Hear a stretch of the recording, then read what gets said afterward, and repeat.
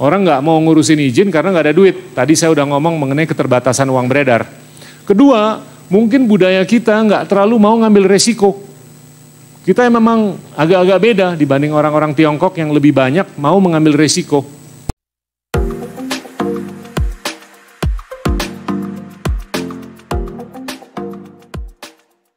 Nah, di sini ada teman-teman yang mungkin relevan dengan urusan lingkungan hidup, relevan dengan urusan niaga, relevan dengan urusan industri. Sedikit mengenai lingkungan hidup, akhir-akhir ini saya sering memberikan penjelasan mengenai emisi karbon.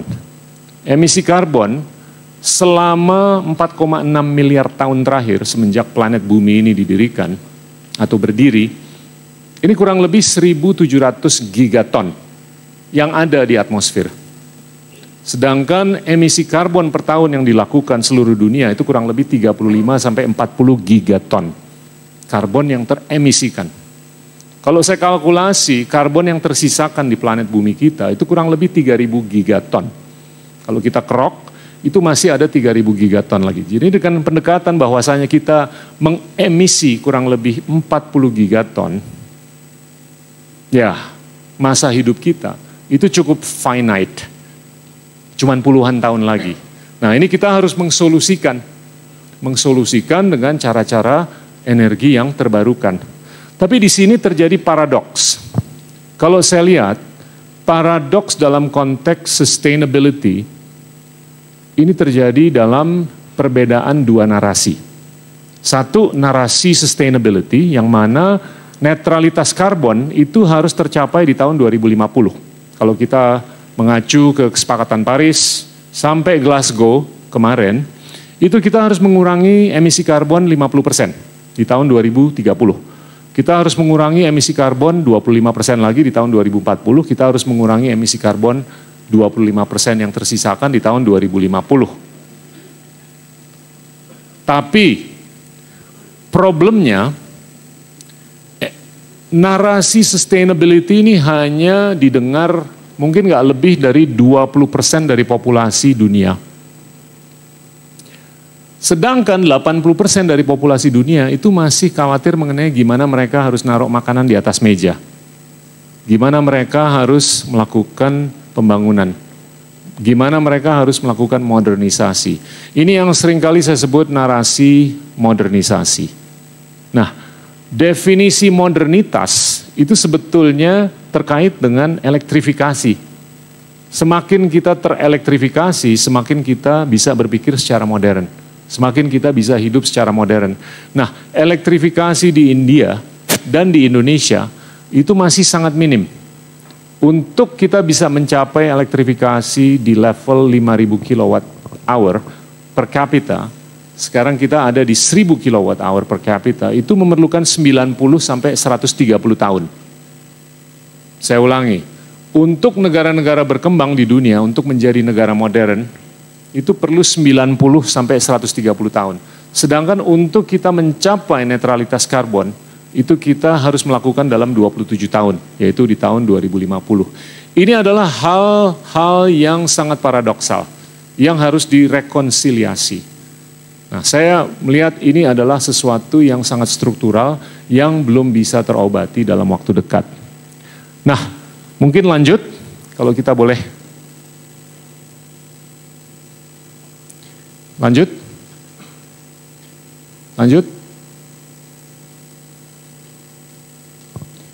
Ini indikasi mengenai produktivitas marginal. Kalau kita mau bersaing, itu yang diukur adalah kapasitas kita untuk bersaing. Kapasitas kita untuk memproduksi dan produktivitas marginal kita. Sebagai gambaran, Indonesia produktivitasnya itu masih rendah sekali. Kapasitas per orang di Indonesia untuk memproduksi barang dan jasa per tahun itu kurang lebih hanya $24.000. $24.000. Singapura itu sudah kurang lebih $180 sampai $190.000. Jadi kalau kita masuk dalam negosiasi, apakah itu bilateral? Kita masuk negosiasi dalam konteks plurilateral, apalagi multilateral, itu kita akan semakin sulit. Karena posisi bargaining kita itu nggak tinggi, dikarenakan produktivitas kita tidak tinggi. Nah, gimana caranya untuk meningkatkan produktivitas Indonesia dari 24.000 ke 25.000, ke 30.000, 50.000, 100.000, 100.000, 150.000, sampai 200.000. Ini masih panjang. Ini harus dilakukan investasi di pendidikan. Dan saya melihat ini adalah PR yang sangat luar biasa besar. Saya kebetulan sekarang lagi ngajar di Amerika Serikat, tapi saya guest lecture di beberapa mancanegara. Kemarin juga di Inggris, saya seringkali memberikan guest lecture di Singapura, Malaysia, dan tempat-tempat lain. Saya melihat bahwasanya kehausan warga di negara-negara tersebut untuk belajar itu tinggi sekali. Nah, salah satu acuan kehausan negara-negara untuk belajar mencari ilmu itu mungkin tempatnya di Amerika Serikat. Amerika Serikat ini lagi hot banget dengan IT yang seringkali disebut atau termanifestasi di Silicon Valley. Silicon Valley ini luar biasa. Mereka bisa menciptakan perusahaan-perusahaan besar seperti Google, Apple, Amazon, Facebook, Salesforce, dan lain-lain yang sudah sangat mengglobal pengaruhnya secara ekonomi, bahkan secara sosial. Mahasiswa Indonesia yang ada di Amerika Serikat itu hanya 8.500. Jumlah mahasiswa dari Tiongkok yang ada di Amerika Serikat, walaupun mereka itu seringkali friksi, itu 450.000. Ya. Kita cuma 8.500, Tiongkok 450.000. Yang dari India 200.000. Korea Selatan 150.000. Turki 100.000. Nah, ada yang lebih lucu lagi. Setiap tahun Amerika Serikat itu memberikan visa ke profesional yang baru lulus dari kampus. Visa itu dijuluki H1B, H1B.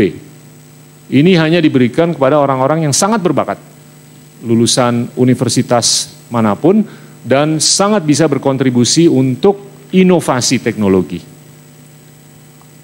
75% dari visa yang diberikan, itu diberikan ke orang India. 75%. 10% diberikan ke orang dari Tiongkok. Lucunya, representasi Tiongkok di seluruh kampus di Amerika Serikat itu 450.000. Tapi representasi India di seluruh kampus di Amerika Serikat itu hanya 200.000. Tapi India bisa mengokupasi 75% dari visa yang diberikan. Tapi kalau saya ukur, orang India sama orang Tiongkok itu mungkin kecerdasannya sama. Tapi orang India tuh jago ngecap. Kita mengetahui, itu rahasia umum. Jago ngibul atau jago ngecap. Tapi mereka bisa mengartikulasikan. Seringkali saya mengadvokasi untuk kita tuh menjadi generalis. Seringkali saya mengadvokasikan untuk kita tuh bisa melakukan divergensi. Saya nggak percaya dengan konvergensi, saya lebih percaya dengan divergensi, karena divergensi, dan jujur di pengadilan itu sangat diperlukan divergensi. Karena kasus-kasus yang dibahas itu dari A sampai Z. Jadinya untuk kita bisa melebarkan wawasan, untuk kita bisa mengdivergensikan wawasan, itu nyambung dengan kalau menurut saya kapasitas untuk kita meningkatkan soft skill, tapi juga untuk memitigasi resiko yang lebih sistemik. Saya kalau di dalam konteks korporasi atau kewirausahaan, kalau saya diminta mentorship, memberikan advokasi, saya selalu kasih advice ke anak-anak muda untuk mereka tuh melebarkan wawasan. Kalau anak ini ahli coding, saya suruh dia belajar balet. Kalau ada atlet datang ke saya suruh dia belajar coding. Nah, semakin dia lebih divergensi, ini korelasi empirisnya tinggi sekali. Bahwasanya kalau manusia itu semakin divergen, dia tuh semakin bisa mengantisipasi blind spot. Blind spot tuh kalau kita lagi naik mobil adalah hal-hal di kiri kanan yang nggak tercapture di spion. Nah, semakin kita bisa mengantisipasi, mendeteksi blind spot, semakin kita bisa memitigasi risiko yang sifatnya jauh lebih sistemik. Tapi kalau kita nggak bisa mengantisipasi blind spot, kita sangat tidak berkapasitas untuk memitigasi risiko yang sifatnya sistemik. Kita hanya bisa memitigasi risiko yang sifatnya mungkin non-sistemik atau non-struktural atau non-long term. Nah, jadinya India ini mungkin kecerdasannya nggak lebih dari orang Indonesia. Nggak lebih dari orang Tiongkok, nggak lebih dari orang Korea, nggak lebih dari orang Turki.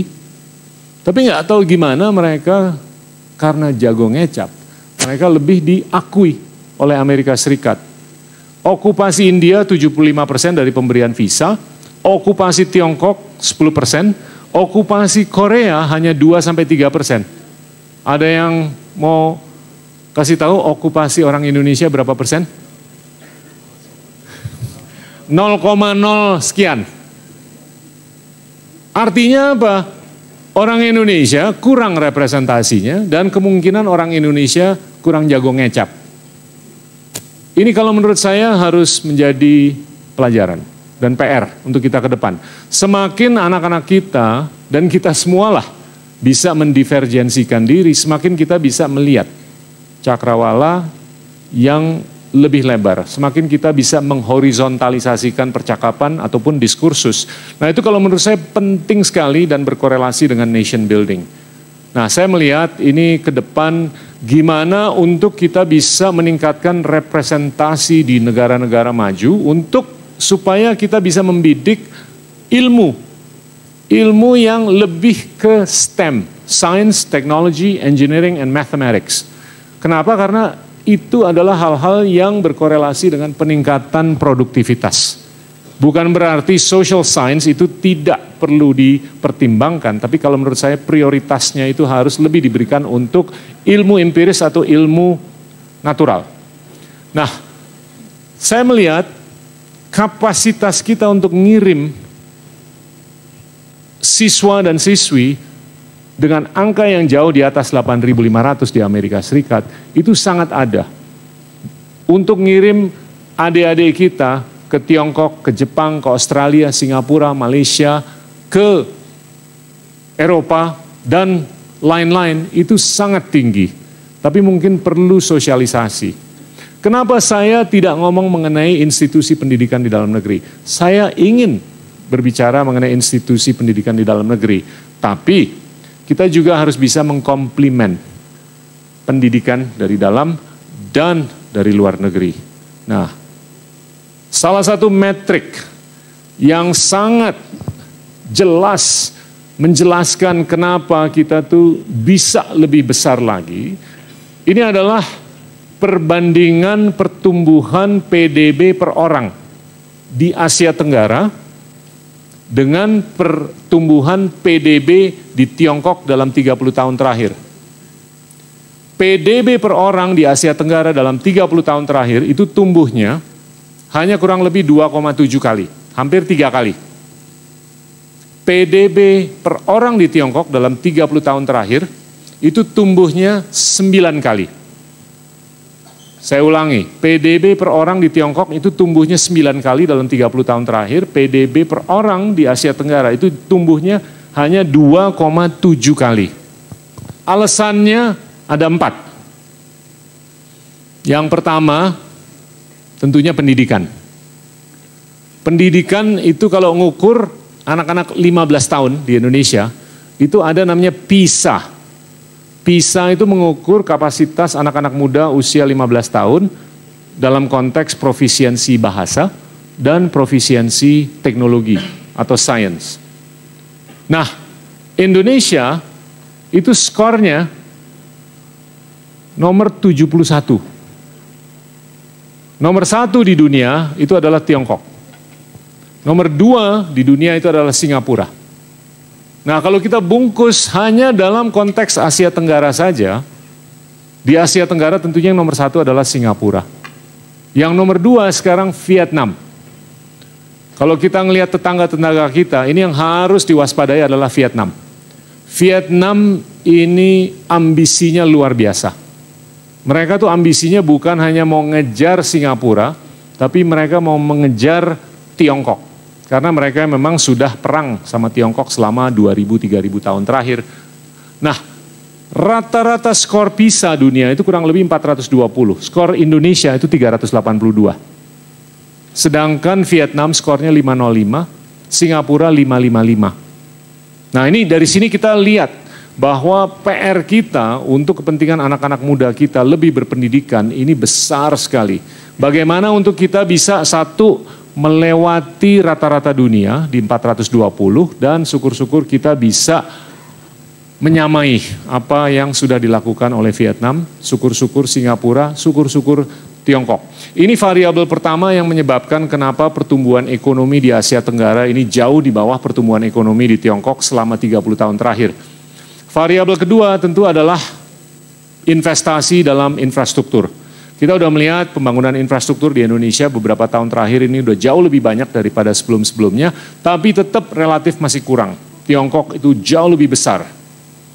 Yang ketiga, ini adalah persaingan. Persaingan ini termanifestasi dalam pemberian izin. Pemberian izin di Tiongkok itu per 1000 orang 9 izin setiap tahun. Sedangkan di Indonesia 0,3. Saya ulangi, izin yang diberikan di Tiongkok per 1000 orang itu 9 untuk siapapun berusaha, tapi izin yang diberikan di Indonesia per 1000 orang itu hanya 0,3. Nah, kita bertanya kan, kok cuma 0,3? Kenapa nih? Kok rendah banget?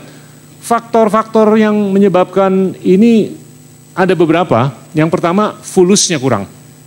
Orang nggak mau ngurusin izin karena nggak ada duit. Tadi saya udah ngomong mengenai keterbatasan uang beredar. Kedua, mungkin budaya kita nggak terlalu mau ngambil resiko. Kita memang agak-agak beda dibanding orang-orang Tiongkok yang lebih banyak mau mengambil resiko. Dan ketiga, mungkin birokrasi yang masih secara struktural terbatas. Tapi apapun, kalau kita hanya memaintain pemberian izin di 0,3 per 1000 orang, kita nggak akan bisa bersaing dengan Tiongkok yang bisa memberikan izin 9 per 1000 orang per tahun. Singapura bisa memberikan izin 8 per 1000 orang per tahun. Nah, tentunya yang terakhir adalah korupsi. Jadi yang pertama pendidikan, 2 infrastruktur, 3 perizinan, dan keempat adalah korupsi. Nah, korupsi ini kalau menurut saya hanya bisa berkurang kalau masyarakat luas itu semakin berpendidikan dan masyarakat luas itu semakin terdistribusi atau terredistribusi kesejahteraannya. Saya rasa masa depan Indonesia itu nyata akan bisa menjadi demokrasi terbesar nomor 3 di dunia, populasi terbesar nomor 4 di dunia, dan ekonomi terbesar nomor 4 di dunia di tahun 2045. Ini nyata. Jadi Indonesia itu akan menjadi ekonomi atau perekonomian terbesar nomor 4 di dunia dengan asumsi linearitas pertumbuhannya sampai 2045. Tapi yang akan disayangkan adalah kalau di tahun 2045 kita hanya jualan batu bara. Hanya bisa jualan kelapa sawit. Syukur-syukur kita sudah menguasai information technology. Syukur-syukur kita sudah bisa merangkak di rantai nilai dari paling bawah ke paling atas. Saya rasa itu aja pesan-pesan dari saya dan kalau ada pertanyaan saya welcome. Terima kasih banyak. Wassalamualaikum warahmatullahi wabarakatuh.